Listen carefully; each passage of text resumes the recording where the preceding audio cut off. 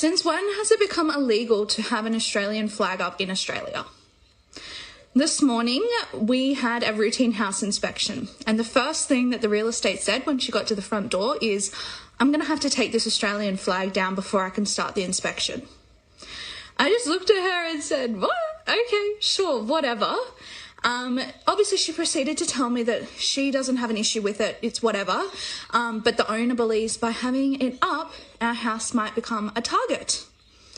And all I could think in the back of my head was, I can almost guarantee if that was a rainbow flag for Pride Month, or if it was a Palestine flag, there is no way we'd be asked to take it down, and there's no way that she would be getting up there herself to take it down. I just would love to know, can someone please tell me, since when has it been that you're not allowed to be proud to be Australian and to live in such a beautiful country? I just don't understand how that is not allowed, and that automatically means that we've got a target on our backs, but that if we had another flag up, we would be cheered and, oh my goodness, it's so good that you guys are doing that. Please, can someone tell me?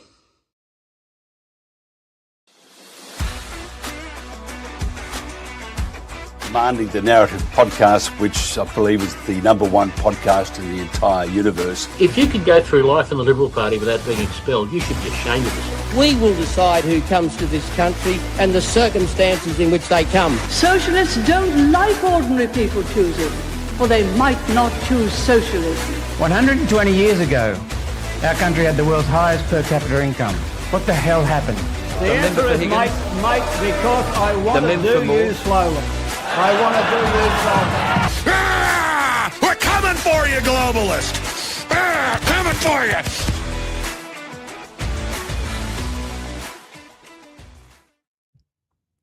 G'day everyone, welcome back to another episode of Commanding the Narrative. My name is Stephen Tripp, and thank you to everyone who is joining us. We've got Mark Neugebauer's audience with us tonight as well on faith, culture and politics, so welcome to all of you as well. Hopefully you enjoy this chat that I have with Mark Neugebauer tonight. But before we get there, I want to just quickly let you know more about Commanding the Narrative and how you can support us and follow us, and it's by heading to commandingthenarrative.com. If you're interested in our previous podcasts, it's all up there on the website, including our chat with Lord John Redwood last week. That was a very interesting conversation. Lord Redwood has been in the UK Parliament since 1987. He's one of the longest serving parliamentarians in the United Kingdom. So it was a great honor to have him on the show. And he talked about a lot of things related to Europe and the UK, which really translates to what's happening here in Australia with the rise of One Nation. It was very interesting to see what's played out there and to, I guess, have a little bit of a crystal ball on how things may play out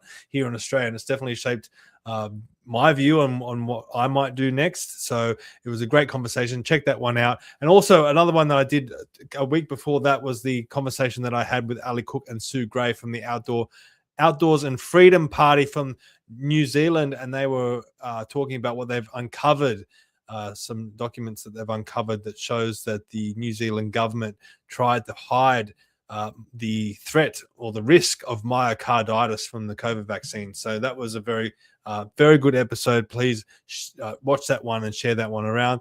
Also, some articles that I've written are also up on the website.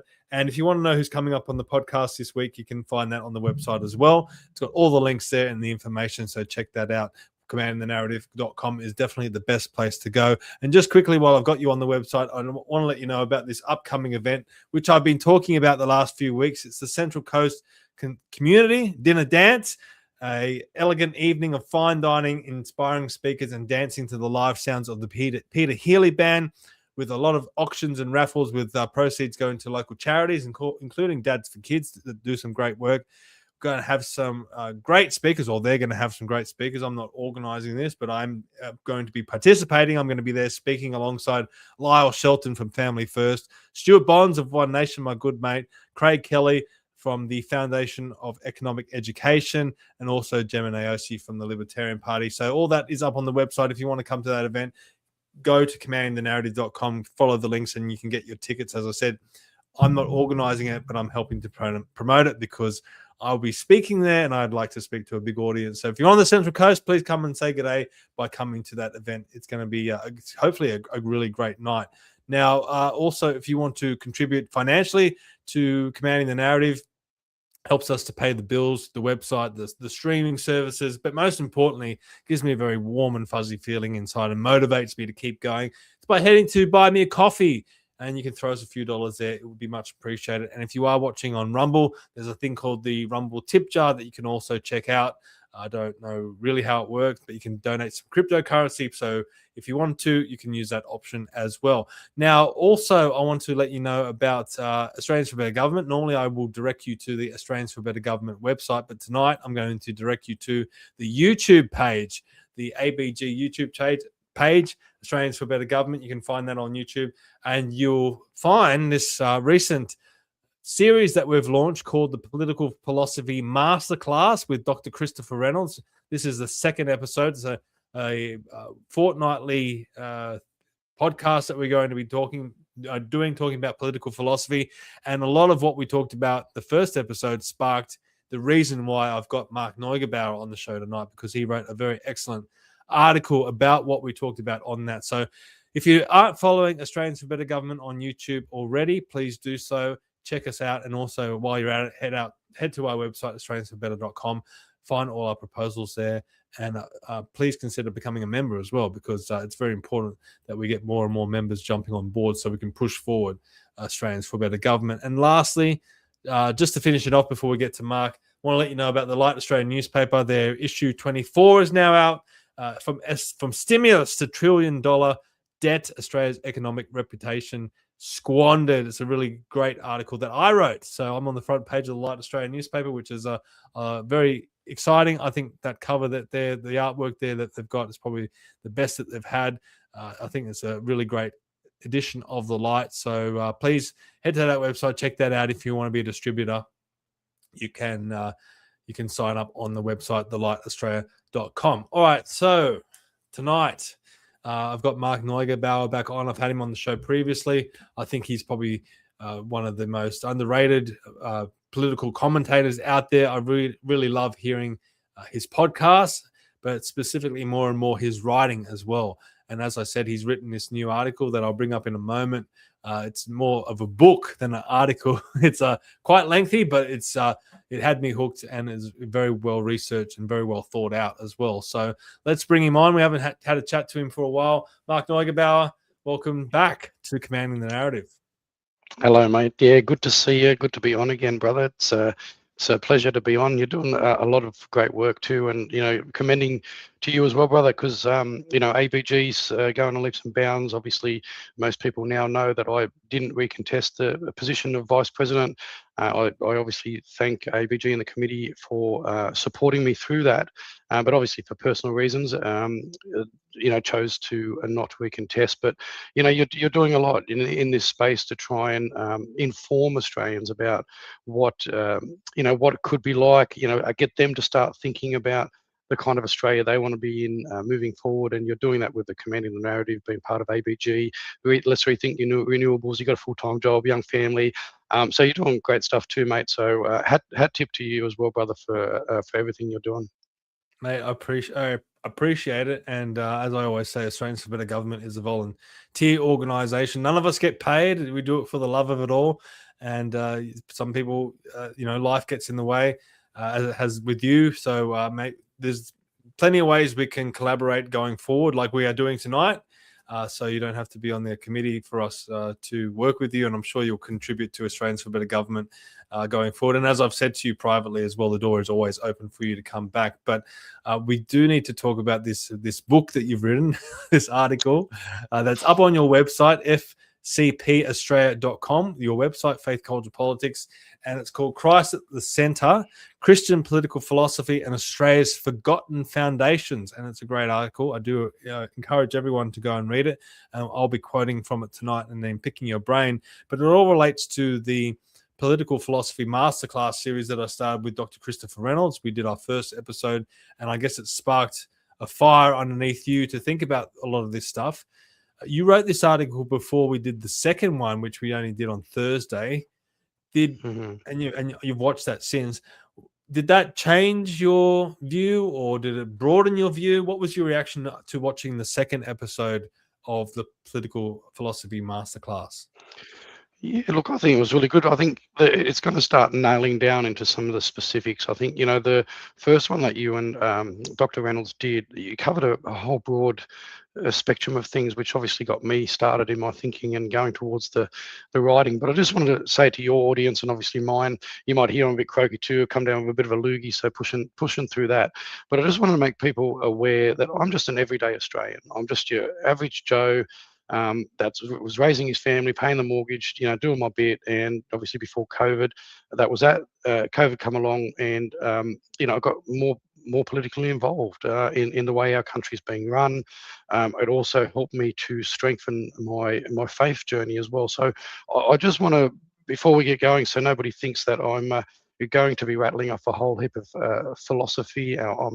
Whether I'm an academic and all this, I'm actually not. I'm just an average guy, and I just want the audience to kind of know that, and it's really just to spark everybody else's thinking. And this is one of the things I really like about the episode, that what you and Dr. Christopher Reynolds are now doing with this episode. About a month ago, I spoke to Dr. Reynolds because I interviewed him on behalf of Australians for Better Government, and I actually then found out that how strong of a Christian man Dr. Reynolds was himself, and we talked about this opportunity to put something like this together, even on the FCP site down the track. So I was really, really heartened to see that you guys have picked this up in regards to the political Christian philosophy kind of angle. So I think it was really, really great. So I think coming out of the second episode, I think Dr. Reynolds focused a little bit more about obviously the Christian aspect of that, and then obviously picked a few things in some of the things that I was that I wrote about in the article, and unpacked that just slightly. So it was really good to see it, and it really just sparked my own thoughts, and that's why. And the writing just went on and on as I was researching, as I was digging.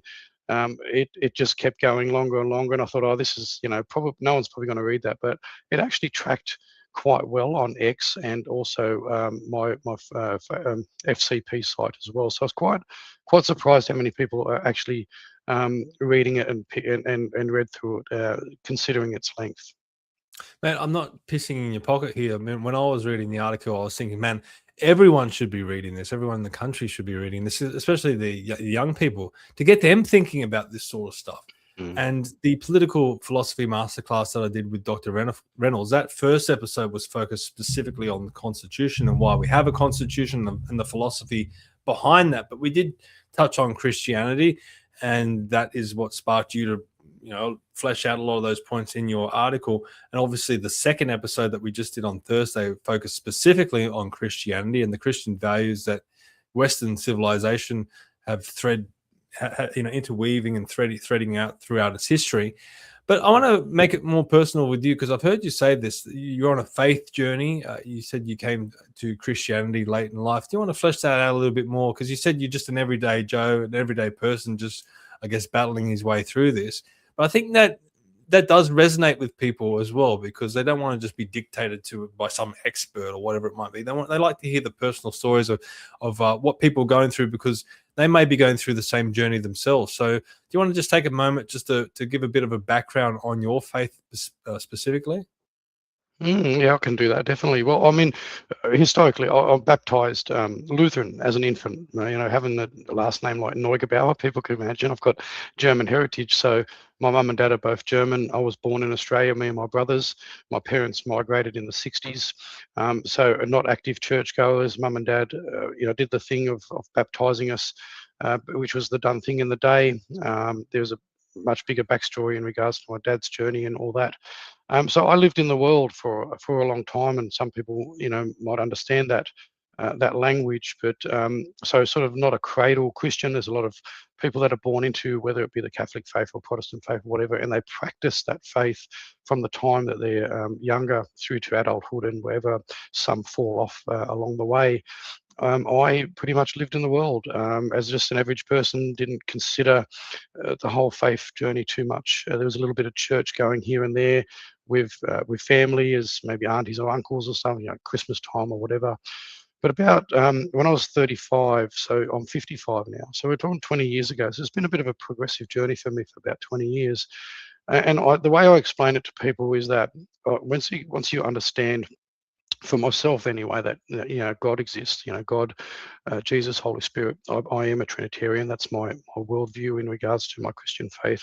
I actually listened to the tap on my shoulder from Christ or Holy Spirit when I was 35. But it was all over the place. I was muddled. I was doing lots of researching. I've got an investigative mind. I started looking at, there's got to be more. So I looked at all these different denominational things. It's been on quite a journey for 20 years, studying under a few different denominations. I've had studies with Jehovah's Witnesses. I've attended a Baptist church. United Church of God was another one I researched, and so forth. So my journey, and I started changing some aspects in my life when I started to ask these bigger questions. We chose as a family to start fostering, to kind of give back. It was kind of this calling for me to kind of look at making a difference there. I changed my career totally from being in sort of transport, warehousing, labouring, logistics kind of roles into more of a care role. So I ended up investigating the disability sector. So I retrained in the disability sector and ended up working as a support worker, and then ultimately ended up team leading as well, which was a role I thought I was going to be retiring from. But COVID ended up putting an end to that, because a much bigger conviction in me was not being forced to have something that I wasn't 100% confident in. So here was a career that I thought I was going to retire in. I was making a difference in people's lives in that regard, and the government decided that I could no longer do that because I wasn't going to accept a medical procedure that I had no confidence in. So it was this whole change of life and outlook to kind of look at giving back and doing more, but then also really digging deep into the faith side of things. And to be honest, where I'm currently at, and lots of people will, come from different aspects. There's a lot of obviously Protestants out there. There's a lot of people of the Catholic faith. So everybody's, whether it be cradle or they've converted later on in life. For me, I'm happy to share that I'm actually investigating at the moment the Orthodox faith, and one of the reasons is the roots, the linkage back to which, in line with the Catholic faith, goes all the way back to the apostles and Jesus, and the history traces back. It's a rich history. So I'm not saying that I'm going to become a catechumen as an Orthodox, but it is definitely where I'm my deep thinking and my research is leading me to at the moment. I want to flesh that out a little bit more at the end, but I guess to dive straight into your article, you start off exploring the 4 questions that Dr. Reynolds proposed or put forward in my discussion with him. And he basically made the argument that everything in life, it comes down to 4 questions. What is the nature of God? What is the nature of man? What is the nature of society? And what is the meaning of life? Now, you've gone on and you've said in that time, since hearing that, you said, I've turned those 4 questions over since watching that conversation. And the more I sit with them, the more I'm convinced that they are not parallel questions of equal weight. They are sequential. Each one depends on the answer you give to the one before it. What you believe about God shapes what you believe about man. What you believe about man shapes what you believe about society. And what you believe about society shapes profoundly and practically what you believe a human life is worth living for. Now, it seems that you've come to that conclusion on your own, from your own thoughts. How did you get to that point? What was the light bulb moment that went off for you when you came to that thought, or that thought popped in your head? Yeah, well, I think the big thing is when you look about this whole existence thing, I come to the Christian faith and the belief in God, or and Jesus, the Holy Spirit, whatever way you want to look at it, is that you're almost then rejecting the evolutionary thinking. So we evolved out of a swamp and multi-million millennia, and somehow ended up being this intrinsic beautiful being that we are, and able to recreate another beautiful being by coming together and as husband and wife and recreating. Now, for me, that come about. For me, it's not even a question of creator or the evolutionary thinking. So when you pull that apart a little bit further, you think, well, what if you did just come about? It is much harder to accept. It's a war for a battle of the minds and power and might, and the best tribe or the best country or the best philosophy, whatever, wins, and it's the power of might, as opposed to you've got this instruction from a loving creator with an instruction manual that was written over thousands of years, showing us the best way to live. So unless you start with that at the beginning, unless you start with God or creator, then nothing else can flow from there. Man didn't magically appear, which is what my worldview doesn't subscribe to that, to say man is at the beginning of that. It doesn't work, because then you're talking about that evolutionary side of things, that you've just evolved out of whatever. And I get there's arguments for both. There's where'd you come from? How did God get about? So all these questions are much deeper. But for me, being a Christian, it has to be in that sequence. It has to be, God at the beginning, creator. We're made in his image. And then from there, obviously man, and then without the thinking behind the instructions that were given to us by our creator, out of that comes then, I guess, the philosophical thinking in regards to, well, how do we run our society, and then ultimately, or our cultures, and then out of that, the society and cultures then comes, well, how do you best get governed in an imperfect world for imperfect humans?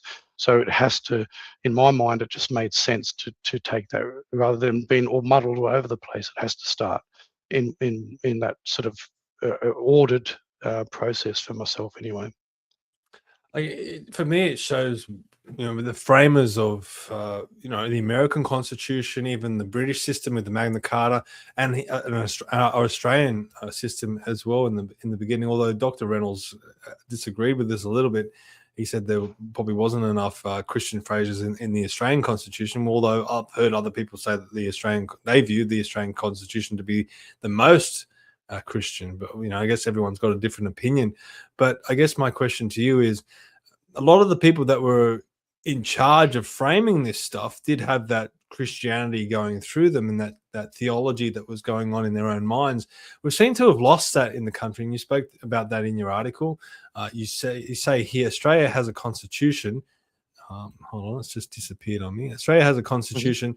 What it has never quite had is a constitutional philosophy, a coherent, articulated account of why the structures exist, what they are protecting, and what vision of the human person they are built to serve. We inherited the machinery without the manual.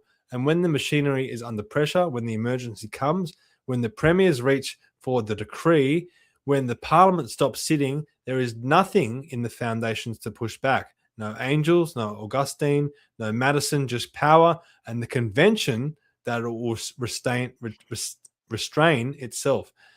So I guess the argument that you're making that is that we've lost, or we never quite had, that fundamental understanding of what Christian values are and what a Christian society is. A lot of people nowadays just think, oh, well, it just means that there's a lot of Christians living in the country, and they point to the fact that the census is showing that Christianity is falling, and they're now saying, oh, well, maybe Australia isn't a Christian society anymore. They're missing the point. It's not about how many Christians are in this society. It's about the Christian values that weave through the theology and the philosophy of that society. Do you want to expand upon that? Yeah, and I think it's worthwhile making the point too. There's quite a few agnostics and also quite a few atheists. Like me. Yeah, that actually see and have done their own research and looking back in history, that actually agree that they don't necessarily believe in a God or a creator or that, but they see the value behind the Christian ethos that has built, Australia, but before that, a lot of other countries, and the values that have come from that. So there's a lot of people that don't necessarily agree with the Christian faith or other faiths or whatever, but that they do actually understand and believe that the Christian ethos is fundamentally a sound and strong one. And we're talking back before, you mentioned about we're about 96% Christian at Federation, according to census data and stuff like that. And the latest it'll be interesting to see where we're at the next census, because the data that I showed was from 2021.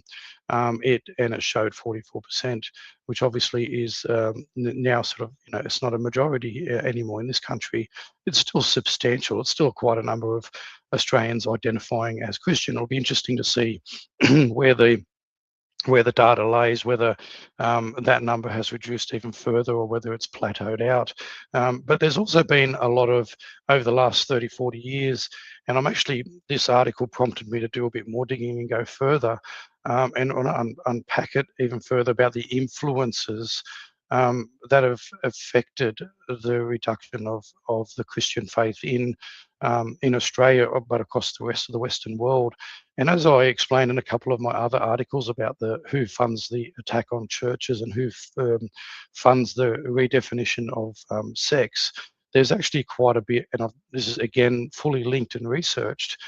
There's quite a bit of funding that goes on there from philanthropists, so billionaires that come together in philanthropic groups, and they actually formulate academic articles, and they fund it.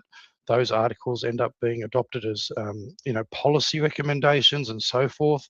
And as I showed in my Who Funds the Redefinition of Sex article, it actually has had a direct impact on the redefinition of sex in regards to the act that was changed in 2013. There's quite a bit of funding that's gone in there, and it's actually fully linked and tracked for people to be able to see. So there's actually been a purpose, and one of those billionaires is actually actively funded the undermining of Christianity and Islam and the Jewish nation. You can see the funding has actually gone into groups to encourage them to have a better light and a more softer approach in regards to the LGBT push. And this is not an attack on individual people of the LGBT faith or whatever your view is on that. It is the corporation of it that I call it the Rainbow Corporation. It's well funded and well resourced, which has actually changed a lot of the policies in our own country that has affected Australians. And we can see now with the Tickle v Giggle case, which possibly could be going to the highest court in the land, to be challenged even further. So there are consequences to this. And so what I'm pointing at is not, it is one point of it is there's a reduction in people that choose to follow the Christian faith, and 44%, but there's also been a concerted effort to undermine the family, undermine the natural order of male and female, which is what I subscribe to, being a Christian, and the natural family and many other things. So this is not just purely organic, it's also funded. So, to go from a country that was built on the values, and many people, I said I'm 55, there's people older than me, remember living through a period of Australia where it was massively cohesive. People were, buying their houses, paying them off. Communities and suburbs were mostly friendly and to each other. It was a wonderful time in Australia. I think, around the 70s, 80s, and 90s, and then from there, a lot has changed, and I assert a lot of that has actually been influenced deliberately. But of course, people fall away from the Christian faith because, especially the strong people that stay strong to the principles of Christian faith and push back on a lot of the social agendas that we're seeing now, and not just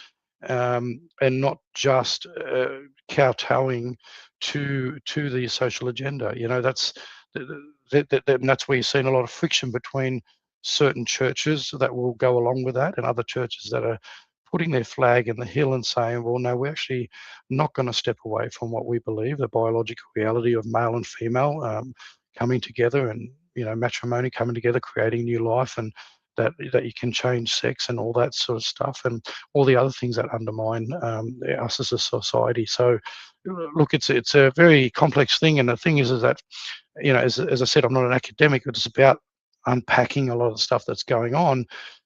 But the key thing that made that happen is COVID, is that we were fundamentally attacked for our own personal autonomy of what we are to receive in our body in regards to medical procedures. And before that, I hadn't put a lot of thought into a lot of this sort of stuff. But when your individual sovereignty is attacked in that manner, where government believes that they have, and bureaucrats, or even global organizations like the World Health Organization or a pharmaceutical industrial complex can turn around and say, well, no, we know what's best for you, and you don't have an option now other than take this.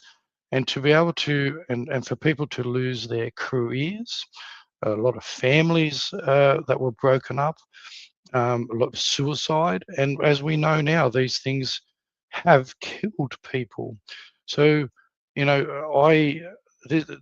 place I got to now, and digging deeper into this, researching in my own faith and where I stand in the world in regards to the politics and philosophy and all this thing, was encouraged in part, or a big part, of what the powers to be did during that period. So if you being part of the President of Australians for Better Government, and talking to Dr.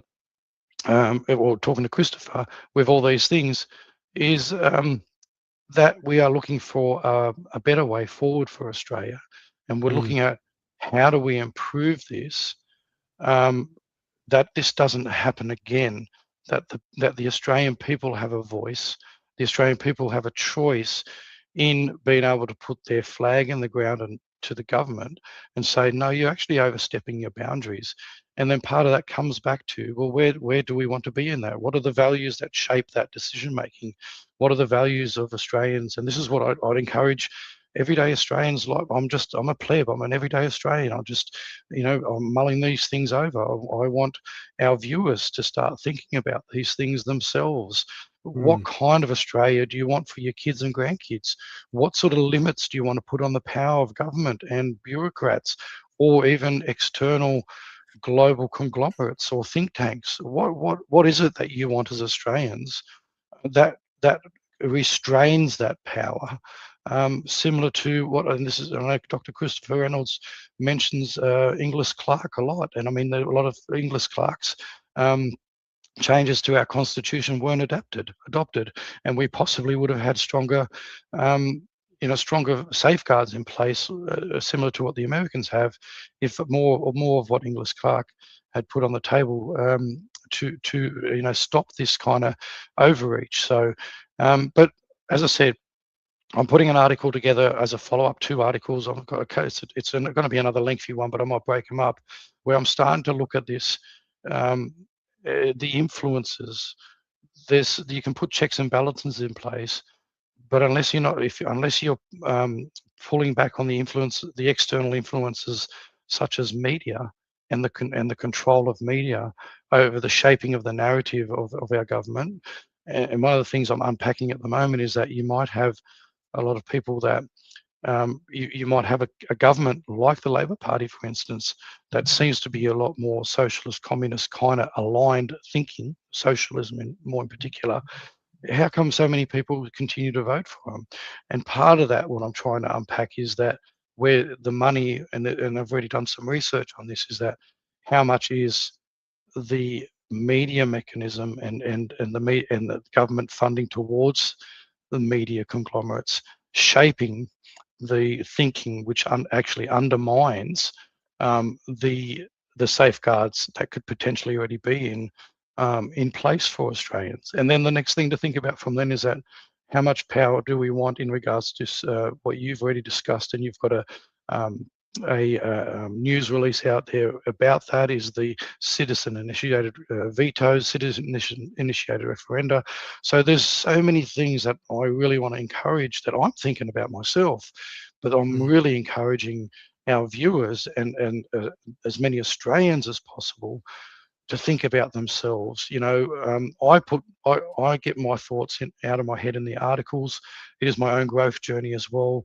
I'm not going to make a bucket load of money. Not millions of people are going to read them, but it helps shape my thinking. I unpack these things, and it's for people then to challenge.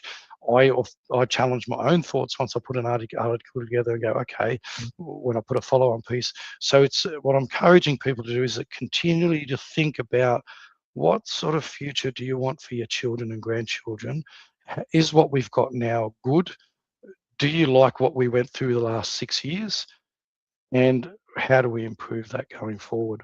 Yeah, but that is a good question to ask, Mark. But the flip side question to that is, why are these billionaires spending so much of their own money trying to undermine that? Why are they trying to undermine? I mean, where is this coming from, and why are they specifically targeting Christianity? Do they fear Christianity? Is Christianity in the way? Do they just fundamentally disagree with the values of Christianity? I'm sure you don't know for certain, but what is your feel? Because it's hard to understand why we're getting attacked by people with big money, and they're trying to undermine who we are. They're trying to undermine who we are and what's important to us. And this is it. And I've tried to deliberately be a bit more careful with my articles when I put them together, rather than focusing and automatically coming out and saying it's one person or one group of people. And I've done research. Obviously, we've heard lots of people that watch your podcast here and mine would understand the influence of massive financial conglomerates like BlackRock, Vanguard, and State Street. There's no secret about that. There's other, they've got, they have.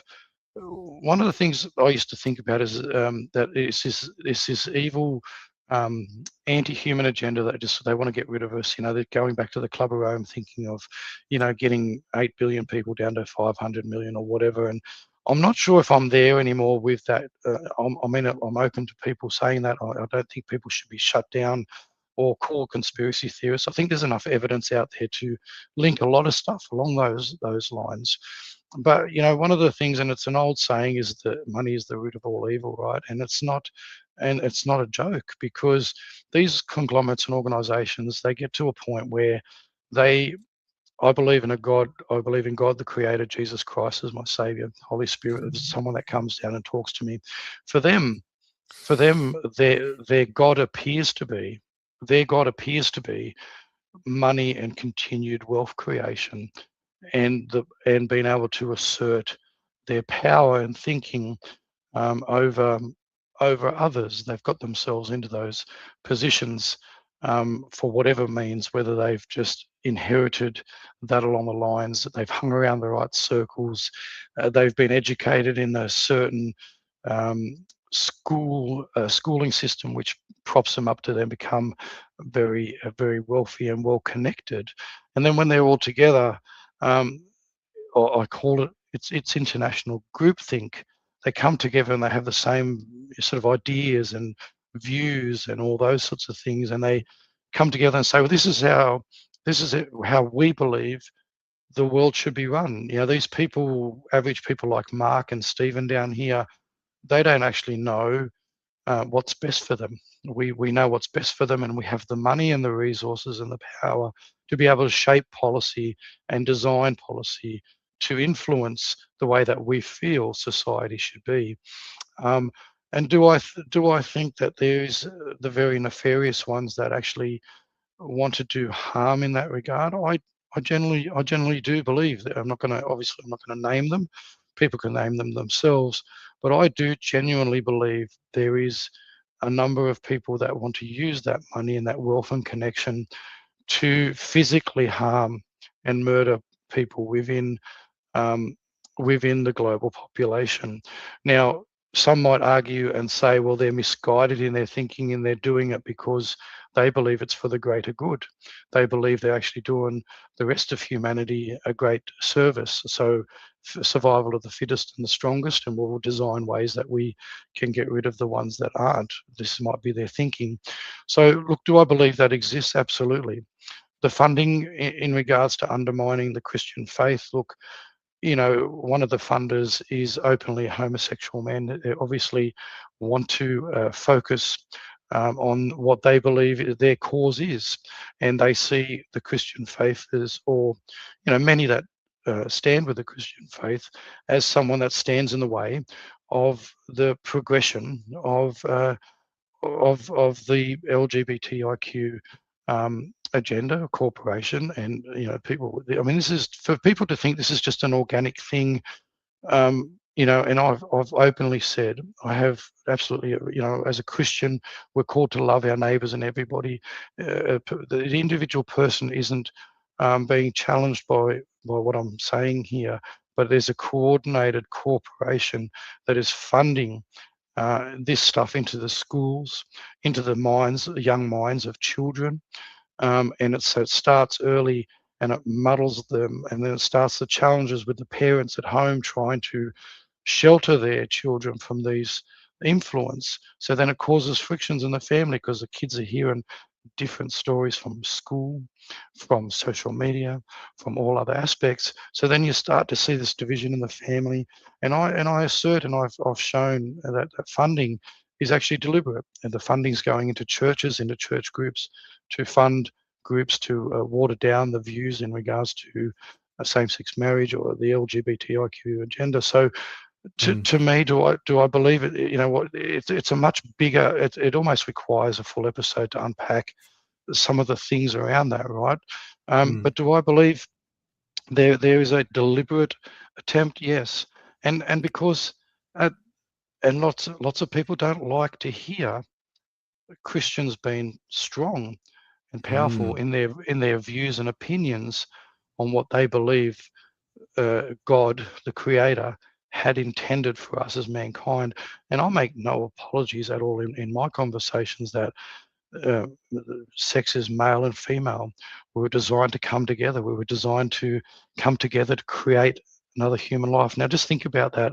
Miraculously, your father, I'm a father, my grandfather, they hate that. They hate that idea that we actually have the ability to recreate another human being, and that was given to us by our Creator God. They hate that, and specifically the people who are in those activist roles within I call it the Rainbow Corporation, not the individual people, because it hurts their cause to hear that, because they obviously don't believe that themselves. They cannot in their lifestyle, they cannot do that. They cannot create another human being in the lifestyle that they've chosen.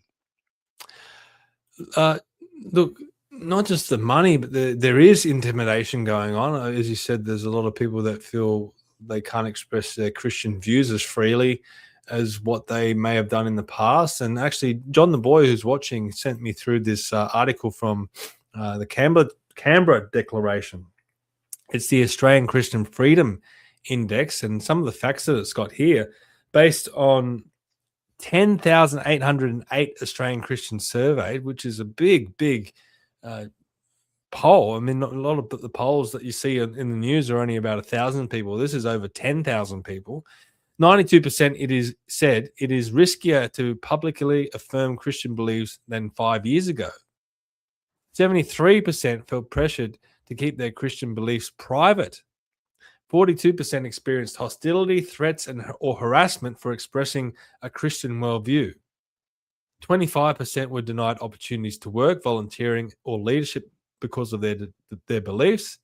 And 74 laws have been enacted over the past 25 years that have narrowed Christian freedom in Australia, with nearly half of those laws passed in just the last 5 years. So you mentioned the money, I mentioned the intimidation, and this article is now talking about the actual laws that are going through to silence Christian beliefs. And I can only think back to Israel Folau years ago when he expressed his view. A lot of people thought it was an abhorrent view, or they rallied against it, but it was his Christian view, and he should have. My view is whether you disagree with it or not, if that's his religious view, we should have religious freedom. And if it's a Christian society, then if he wants to put those views out there, then it's up to the person hearing those views to accept them or to not accept them. What's your feel? I mean, you're a Christian. Have you been feeling this intimidation that is represented in some of these figures that I just put on the screen? Yeah, look, I'm aware of it. I did share that another article on my site. I unpacked that that Freedom Index a bit as well, and yes, I'm fully aware of it. But look, years ago, I probably would have said I would have felt intimidated myself to speak out about this, but I'm no longer. I mean, we need to be courageous and speak into these topics. And but yes, it's definitely happening. And yeah, like Margaret Court, great tennis player, she copped a lot as well. We're seeing laws change, and it hasn't come so far here in Australia yet, but it is coming. But in the UK, there's examples where it's already happened, where people have been charged, possibly jailed, for praying silently in their head outside of an abortion clinic. Now, abortion is another thing that Christians, strong Christians aren't afraid to speak out about. Personally, my personal view is I believe life starts at conception. But the abortion debate, obviously, that's happening at the moment. I wrote another article about that just recently in regards to the bill that's up again here in South Australia, the late-term abortion. So we're talking post 24, 25 weeks, where a baby is viable in the womb, that it be delivered alive rather than being injected and killed and be given a stillbirth. So the conversation is very broad in regards to believing in conception, but also whether I think there's also a lot of non-Christians that actually would struggle with the idea that a healthy 24-year-old baby in the womb is being killed, where the option is available to allow that child to be born alive because it is viable outside of the womb, and that is happening according to numbers that are available. And I put that was quite another lengthy article I put together. But just on the side there, if South Australian people are listening, we've got a rally on Wednesday evening in the city at 5:30 for that bill, which has been tabled by Sarah Game again. So looking at support to get that passed. But there's so many things. So we're talking about the abortion discussion. We're talking about what's been taught in public schools and all through our media, our bureaucracies, wherever you go, it's being pushed.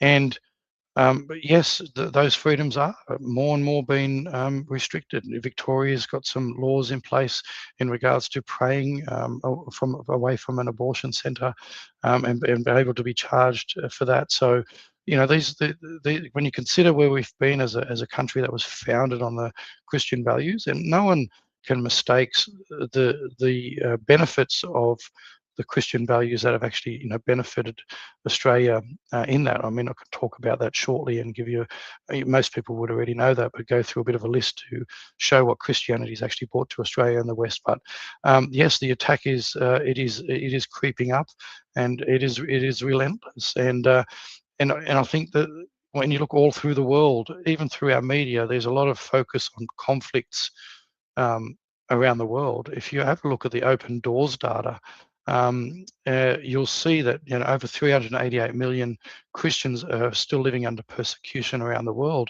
and being murdered, being hacked up, being shot up in very hostile countries. Now, you'll very rarely see that making mainstream news. You'll obviously see, if you follow Christian news outlets, you might see it, but our mainstream media doesn't cover the atrocities being meted out against Christians around the world in countries that are very hostile towards Christians, and the focus seems to be on other conflicts around the world other than that. So yeah, it is a real thing. And so when people like myself or other Christians talk about it, and people roll their eye and go, what do these Christians got to talk about? There is actually a deliberate attack to look at reducing our ability to be able to speak into these things. And that is, I guess, the biggest egregious thing is if you restrict our ability to be able to speak about the things that are affecting us ourselves, then that is terribly wrong, because every other,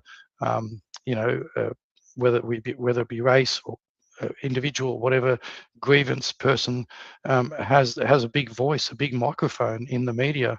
But if you happen to be a Christian speaking out for your very heartfelt convictions, well, then you're you're just a complainer or a whinger or shouldn't have a voice. And I guess if you're a white middle-aged man and a Christian, then you're even harder up. You're really way down the pecking order. Yeah, mate, you're in struggle street down there. But John the Boy says, I feel the same. The risk is higher, but the need is larger than ever to speak up.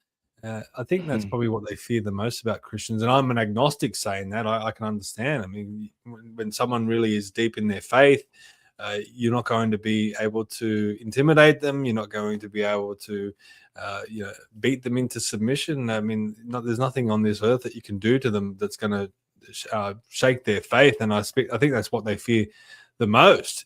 And that brings me back to your article, because it's very interesting that you wrote this part. It relates to your whole platform, Faith, Culture, Politics. And you say, faith, culture, politics, the name is the argument. And I believe God placed it there before I fully understood what I was being asked to build. A platform that has in turn shaped my own thinking, deepened my investigations, and continues to grow me as I write. Politics is downstream from culture. Culture is downstream from faith. And faith, the Christian faith, the faith that holds together the nature of God and the nature of man and the nature of society and the meaning of life in a single coherent vision, is where renewal begins. Always has been, always will be. Do you want to unpack that more? Because obviously this is having a profound impact upon you, and this is the direction you feel like you're being led on. What does this whole concept of faith, culture, politics mean to you? Yeah, and it was interesting when I was bringing it all together, and I was talking to some friends about just the platform, and one of the reasons that I did, and we talked about it, step back down from sitting on the Committee of Australians for Better Government and lots of other things that I was doing. The podcast, people will notice that I'm not doing as many podcasts myself at the moment. I may get back to them, but the writing is really invigorating me, and it's unpacking. And this is why I encourage Australians who are thinking more deeply about these things is start journaling and start putting down some things that that you want to try and affect yourself and bring about change. Is start to unpack in your mind what it is, what sort of future do you want, or what sort of life do you want? What does the best life look like for you and your children and grandchildren? But it is funny, and I don't deny that, because I said that to my friend. It's like, this title, I said, it almost isn't like it just come from me, and and I don't want to pretend to put words in speak for God in any way, shape, or form, but I do generally feel that it was placed upon my heart to name it that because of multiple things, and it does. When I started looking at it, and as I started writing and the platform started filling up with my thoughts, and that is that, wow, this is exactly where my thinking is, because ultimately where we ended up in Australia through COVID, and where we've seen this, and it wasn't just COVID, we've been on this slow creep for 10 or 20 years, right? Is that our individual rights and freedoms have been undermined, and it's like our government and the people that write policies and all that have put themselves in the place of God, I believe, and have asserted themselves over our lives to assume to know what's best for us at an individual level about what drugs we put in our body, what how we should live, all these personal, what freedoms we should or shouldn't have, and that's been designated by them.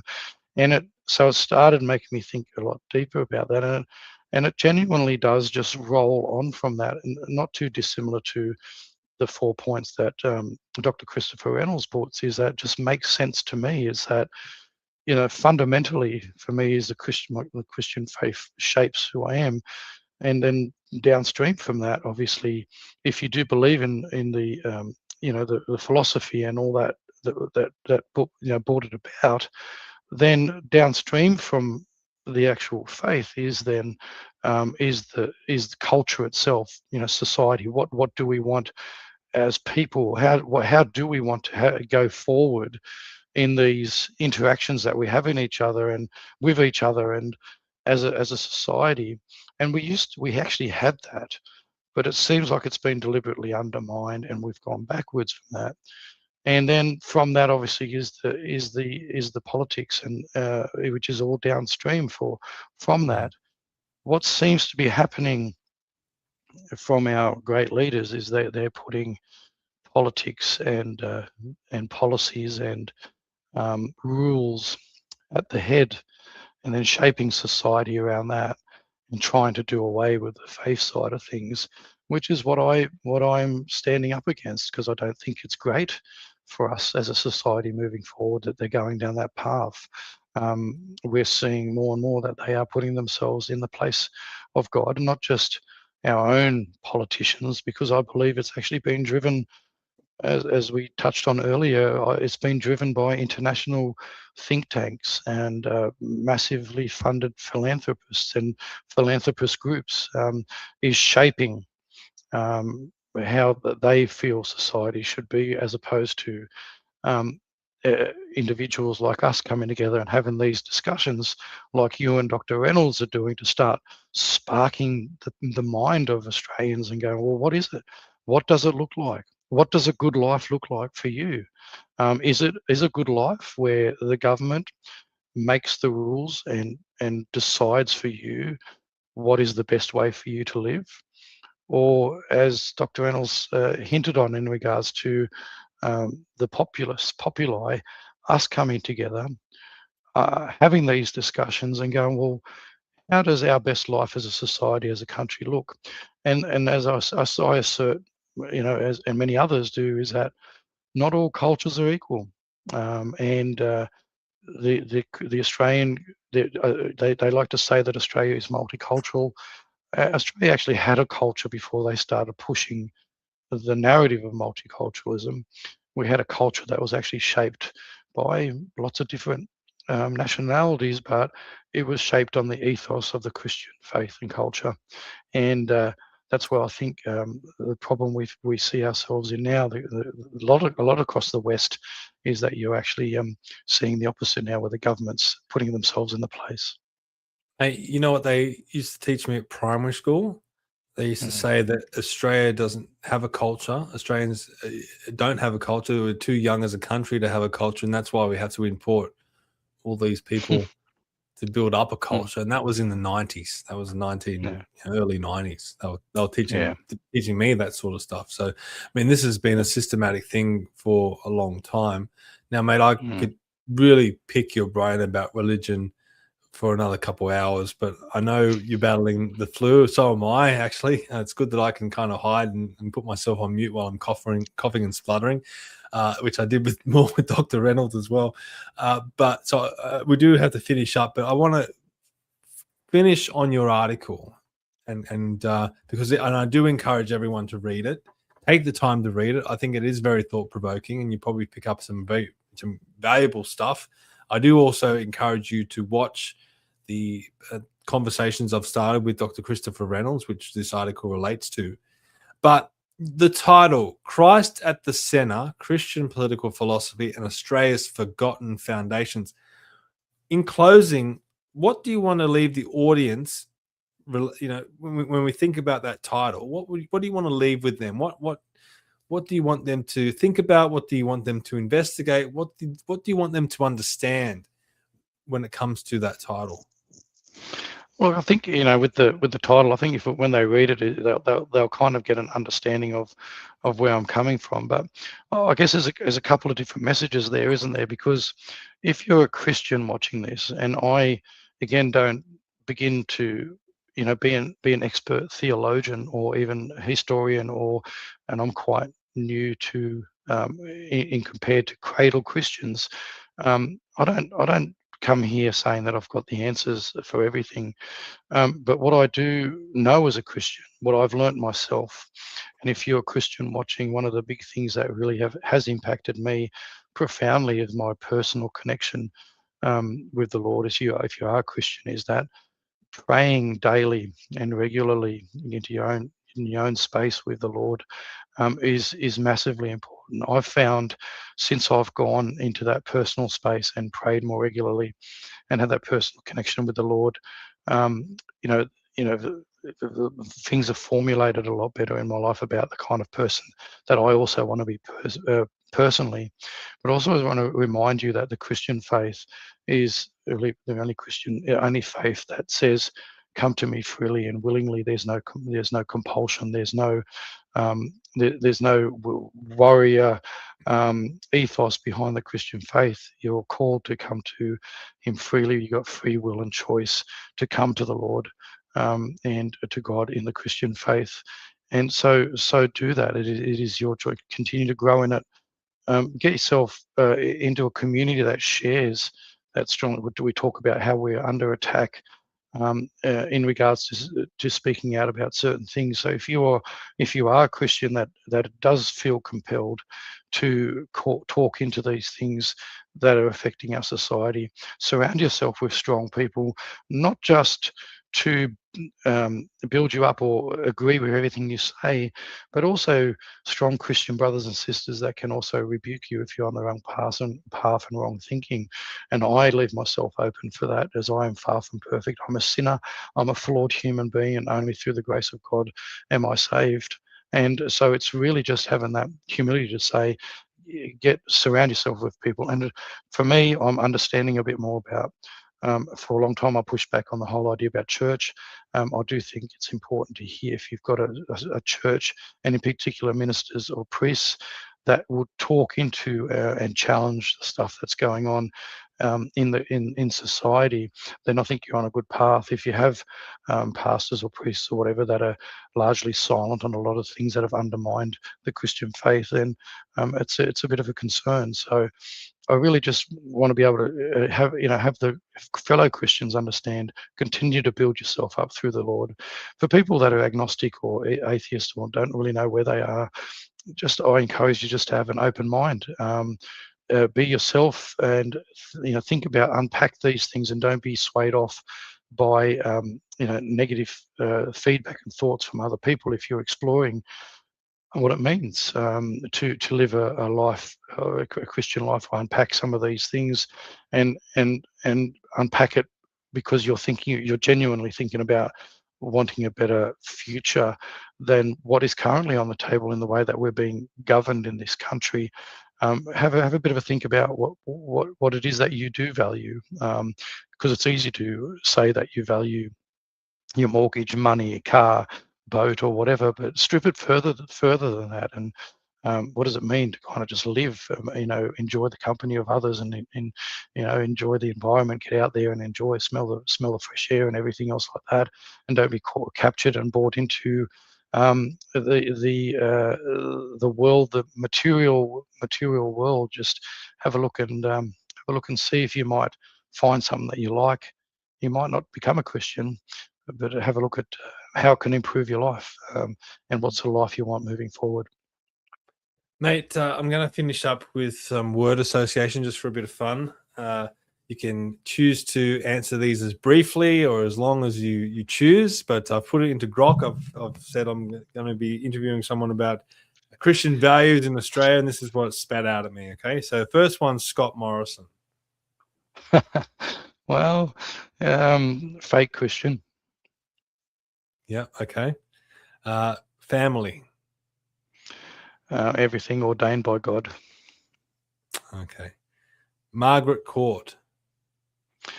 A battler, and someone who stands by her convictions. I think, if you look at Pauline Hanson's been in the media a lot lately, and people look at Pauline, that's been in the media for so long. She's tenacious. She's a tenacious lady, and Margaret Court is the same in regards to her Christian faith. So, I think she's. Yep. Well, we've got Pauline Hanson on the list. Is there anything that you want to expand on that apart from tenacious? Look, I think, she's got a lot of guts. I don't know where she stands in her worldview. I don't think she's openly confessed a lot of that, but I do know as a person, she appears to want the best for the country. She's a battler. She's an everyday Aussie like us that had a shop. She had her own business and saw something fundamentally wrong with our country. No different to what I'm at the stage I am now. 6 years post-COVID, I take my hat off to someone like Pauline that has actually seen a lot of things that were wrong in this country for the amount of time that she has. Do I agree with everything that she might say or what her party says or whatever? But I don't think you can write her off or dismiss her contribution to the political landscape over the time that she's done it. So I think for that she needs to be commended for sure. Okay, a couple more. Same-sex marriage. Yeah, look, I voted no personally. I don't have a problem saying that, and it means nothing against people of or homosexual people at all. It is purely comes down to my faith and my belief in my Christian faith, but also personally biology. We ordain. The Bible says, you through God, man and woman was created, and it is only through man and woman that we can recreate new life moving forward. You strip away all the technology, everything that we've created as man. We might have IVF, we might have all this, but everything was already in its place before man was able to improve things so children can be brought into the world. It is the only way that can produce. So that's where my stance was on it. I mean them no ill will. I believe it was captured. The ethos of marriage was between a man and a woman. There was lots of other options. I believe it was part of this slow creep into where we find ourselves now with a lot of other social agendas. Okay, last one. The big one, Anthony Albanese. Yeah, look, it's very disappointing that we have someone like Anthony Albanese as our Prime Minister in this country. If you follow historians and writers and that, they openly know that he was openly involved with the Communist Party, strong unionist. He was a party machine, part of the party machine all his life. It's how he's got there where he is. I really feel, and again, I'm not going to say anything disparaging against him, very nasty. That's just not the way I am. I just feel that him and his party have let Australian people down immensely. And that's not to say that Liberals are any better than the others. Politicians spruik lies. They tell the constituents what they want to hear before elections and all that. But I think Anthony Albanese and the Labor Party has been caught out quite big since the last election. And I think more and more the way that the polls are showing, One Nation's really chomping at the heels, is really showing the dislike and distrust in Anthony Albanese as an individual leader, but also as a head of his party. So yeah, disappointing. Yeah, there's a lot to be disappointed about in this country at the moment, but hopefully we're reaching the bottom of the barrel. It's the only way is up from here, and I'm sure it will happen with good people like yourself out there, Mark, doing the work that you do. So I encourage people to follow you on X. You're also on Facebook and other social media as well. But if you want to type in Mark Neugebauer, no doubt it's going to come up. You can also type in Faith, Culture, Politics in Australia, which is the name of his podcast and also his website. And I've been bringing up his website as we've gone along tonight, FCP Australia. Sorry, it's just got out of my mind. FCPaustralia.com. I almost had it. You can follow all Mark's work, his articles, and his newsletters as well. He puts out a very good newsletter, so you'll get everything that he's researching and mulling about and thinking about. And as I said, mate, I could probably have you on another couple of hours to talk to you about religion and hear your thoughts about it, because it's very interesting to me. I do like hearing about it, but maybe we can do this again in the next couple of months, or whatever it might be, and pick your brains some more. But thanks a lot, mate. It's been a pleasure having you on the show tonight. Yeah, look, really appreciate it. And just again, reiterate to the audience, I'm just your average Joe. I can be picked apart too. You can respond to my newsletters if you feel that I'm massively wrong on things. This is all a growth journey for me. I write on my blog, not as an expert, but I write on there to unpack what's in my mind and hopefully others. But I just really encourage other Australians, our viewers out there, to do their own self-reflection and deliberation over what kind of future that they want for themselves, their children and grandkids. So good on you, Stephen. God bless you. I'll continue to pray for you as well, and the audience. So good on you. Oh, you might not like it. You might be an agnostic. I don't know. I've got my good friend Bruce Pay, who I do a regular podcast with on Monday. He was an atheist. He's turned to agnostic. I got him a Bible he's reading, so maybe I should send you one as well. Yeah, mate. I'll take all the help I can get. I won't turn it down. But good on you, mate. Good Awesome to talk to you again. Yeah, good. Yeah, you too. All right, mate. And everyone, hopefully you enjoyed this tonight. Hopefully it was very thought-provoking for all of you, whatever your opinions are or your beliefs are. And that's what this podcast is all about. That's what Mark's podcast and his journey is all about as well. And as I said, with more people like Mark and myself and the audience in this country, hopefully we can steer the ship in the right direction. But for now, we'll see you all next time. Bye-bye.